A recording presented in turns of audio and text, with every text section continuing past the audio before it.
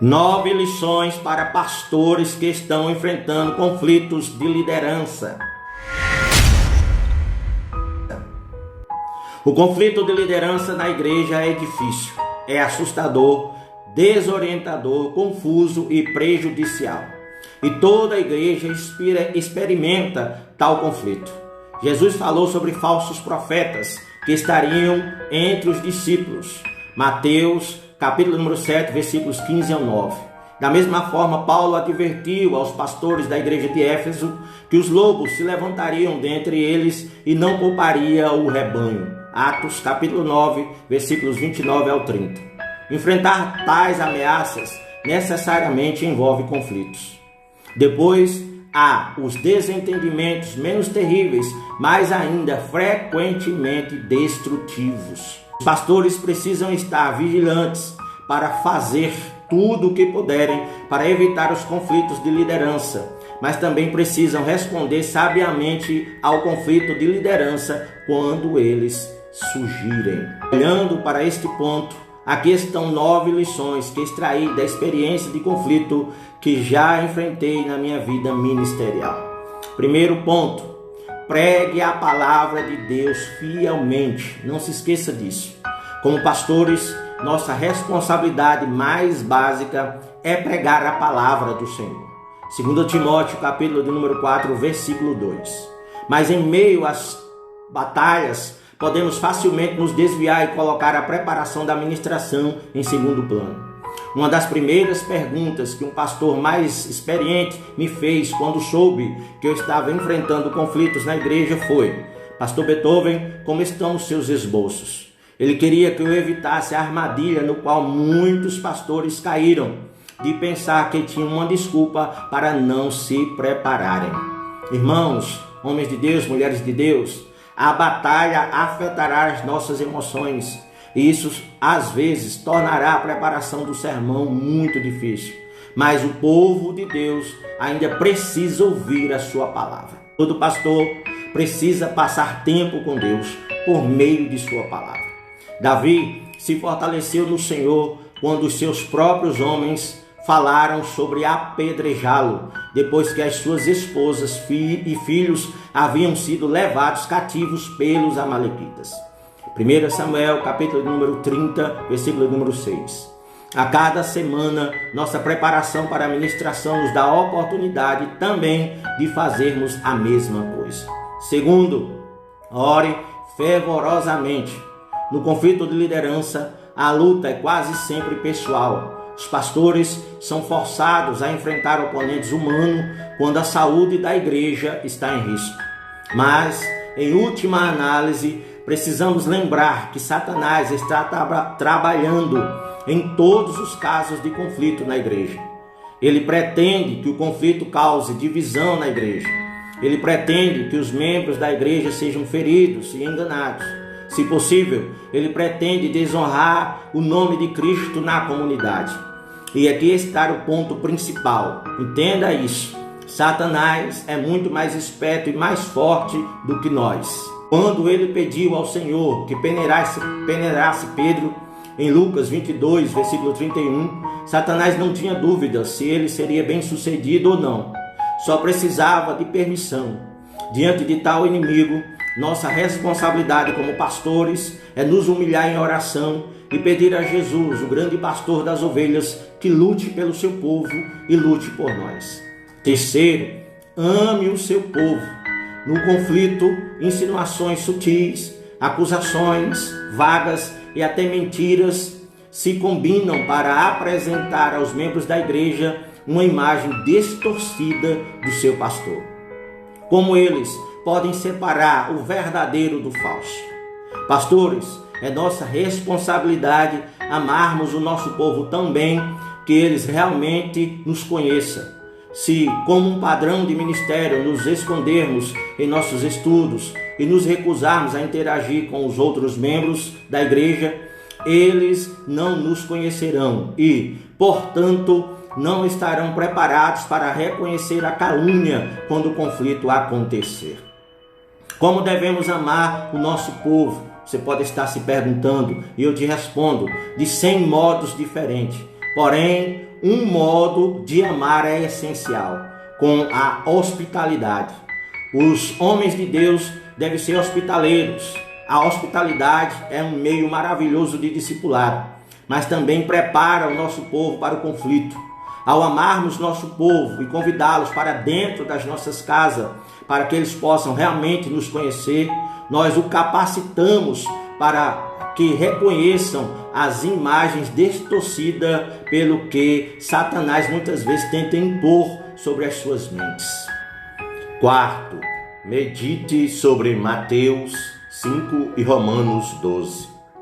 Durante o conflito em nossa igreja, fui ajudado imensamente ao meditar em Mateus 5 e Romanos 12. Esses dois capítulos contêm ordens absurdas, como amem os seus inimigos e nunca se vinguem. Em resumo, eles contêm a sabedoria de Deus sobre como devemos nos relacionar com os outros, mesmo com aqueles que se opõem a nós. Satanás, ele usa o conflito de liderança para provocar divisões na igreja. Pastores muitas vezes caem na armadilha de se defenderem verbalmente e até mesmo lançarem contra-ataques contra a oposição. Eles reúnem as pessoas em favor de sua casa e exigem os seus direitos. Embora isso pareça justificável, o resultado no final é quase sempre mais conflito e mais confusão. As pessoas são forçadas a escolher entre o pastor e a oposição. Uma escolha difícil quando ambos os lados estão ativamente pecando. Mas, se abraçarmos a sabedoria de Deus, amando os nossos inimigos, suportando o sofrimento com paciência e nunca nos vingando, nosso povo terá uma escolha clara entre aqueles que estão seguindo a palavra de Deus. Quinto, você é uma pessoa má. Muitas vezes no conflito de liderança, a oposição faz acusações vagas contra um pastor. Faltando uma arma fatal, como o adultério ou a corrupção, focalizam em questões como orgulho, impaciência ou ira, alegando que o pastor é inadequado para o seu ministério ou para o ministério. Embora devamos reconhecer que lutamos contra o orgulho, a ira e a impaciência, ainda nos sentimos julgados injustamente na carne. Nossas tentações é responder de modo semelhante. Queremos nos vingar e fazer as nossas próprias críticas. Irmãos, pastores, nossa mensagem fundamental é que somos tão maus que o Filho de Deus teve que vir à terra e morrer em uma cruz por causa dos nossos pecados. Em nós mesmos somos pessoas más que precisam desesperadamente da graça de Deus. O conflito de liderança e as acusações que muitas vezes o acompanham nos dão a oportunidade de reconhecer humildemente nossas falhas e pedir perdão e orações ao povo de Deus. Isso não quer dizer que nunca precisaremos nos defender contra mentiras e acusações escandalosas. Afinal, Satanás é o acusador dos irmãos. Apocalipse capítulo 12, versículo 10. Eu também não acho que somos sábios se confessarmos pecados que realmente não cometemos. Simplesmente quero destacar o quão difícil é convencer uma congregação de que o pastor está inchado de orgulho quando ele humildemente reconhece as suas falhas e deficiências. A humildade honesta desarma muitos ataques pessoais, enquanto também dá ao nosso povo um exemplo digno a ser seguido. Sexto, abrace o sofrimento. Paulo encorajou o seu discípulo Timóteo dizendo: participa dos meus sofrimentos como um bom soldado de Cristo Jesus. 2 Timóteo capítulo 2, versículo 3. Esse é um bom conselho, porque há muito sofrimento no ministério pastoral. O conflito de liderança em particular é doloroso. É difícil participar das reuniões dos membros e ouvir relatos distorcidos ou desonestos do seu caráter. Nesses momentos, pode ser tentador lamentar-se e queixar-se, mas precisamos lembrar que esse é o nosso trabalho. Ao nos chamar para sermos seus pastores, Deus nos chamou para o sofrimento. Parte do nosso trabalho como pastor é sermos mordidos por lobos para que as ovelhas não o sejam. Pela graça de Deus, nossa disposição para sermos mordidos pela oposição incessante, sem responder pecaminosamente, pode ser o meio que Deus use para preservar a igreja da divisão e talvez até mesmo da destruição. Sétimo, não jogue fora o manual de instruções. Um dos maiores erros que as pessoas cometem em meio a conflito na igreja é não confiar nas Escrituras. O conflito muitas vezes causa uma agitação na igreja. À medida que certos membros se apavoram, outros líderes fortes na congregação se levantam e buscam assumir o controle. Eles fazem reuniões com ambas as partes e determinam por si mesmos quem é o culpado. O resultado disso é mais desordem e mais divisão. O que aconteceu? Simples, eles esqueceram o manual. Eles esqueceram as instruções de Deus para lidar com os conflitos na igreja. Deus nos deu a disciplina eclesiástica para nos guiar através das águas sombrias do conflito na igreja. É especialmente importante para a igreja seguir a disciplina eclesiástica quando o conflito envolve um pastor. Não há espaço nesta mensagem para entrar no ensino da Bíblia sobre a disciplina eclesiástica, mas é vital que tanto nós como nossas igrejas estejamos comprometidos com a prática da disciplina bíblica. Novamente, o diabo é mais esperto do que nós. Se abandonarmos a orientação de Deus para a resolução dos conflitos na igreja, nos encontraremos inconscientemente fazendo a vontade de Satanás. Oitavo, seja rápido em conceder perdão. É verdade que Satanás está buscando prejudicar toda a igreja, mas, pastor, Satanás está especialmente armado em sua direção. Ele sabe que você está sofrendo, ele sabe a facilidade com que a amargura enraiza no coração humano. Pode ser muito tentador reviver conversas dolorosas com os adversários e mentalmente menosprezá-los, dizendo coisas que você gostaria de ter dito. Satanás fica satisfeito em nos sobrecarregar com tais imaginações. Mas, enquanto os pensamentos vingativos têm um gosto doce nas nossas bocas, eles rapidamente se tornam amargos em nossos estômagos. Se ficarmos amargurados, pecamos e tentamos a Deus para remover a sua mão de bênção de nosso ministério.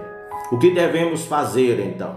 Devemos perdoar livremente e plenamente, assim como Deus nos perdoou. Efésios capítulo 4, versículo 32. Mesmo que nossos oponentes nunca reconheçam os seus erros, e mesmo que eles se recusem a se arrepender ou se reconciliar, ainda podemos perdoar. Deus nos perdoou por muito mais do que jamais precisaremos perdoar alguém. Podemos confiar os nossos inimigos a Deus, corrigi-los com bondade e orar pelo seu arrependimento. 2 Timóteo capítulo 2, versículo 25. Mesmo se nós finalmente tivermos que conduzir a congregação a usar a sua autoridade para remover oponentes não arrependidos da membresia da igreja, podemos fazê-lo sem animosidade. A disciplina eclesiástica deve sempre ser feita com amor e com lágrimas. Em suma, a amargura escraviza, mas o perdão do Evangelho liberta. Nono, seja grato, seja agradecido. Não é natural nos sentirmos agradecidos enquanto enfrentamos o conflito. Mas isso é assim porque tendemos a nos concentrar nos sofrimentos momentâneos, em vez de no privilégio de servir como pastores do Rei Jesus. Irmãos, nós não merecemos ministérios fáceis, nós merecemos o inferno. Mas em amor maravilhoso, Deus nos alcançou com graça por meio do seu evangelho. Fomos redimidos e, além disso, recebemos o grande privilégio de servir ao Senhor como pastores. Em 2 Coríntios, Paulo repetidamente narra o sofrimento que sofreu ao servir como ministro do evangelho. Dedique algum tempo para ler 2 Coríntios. E, no entanto, ouça a perspectiva do apóstolo em 2 Coríntios, capítulo 4, versículo 1. Pelo que, tendo esse ministério, segundo a misericórdia que nos foi feita, não desfalecemos. Irmãos, não somos pastores porque somos dignos. Somos pastores porque Deus é misericordioso em Cristo Jesus.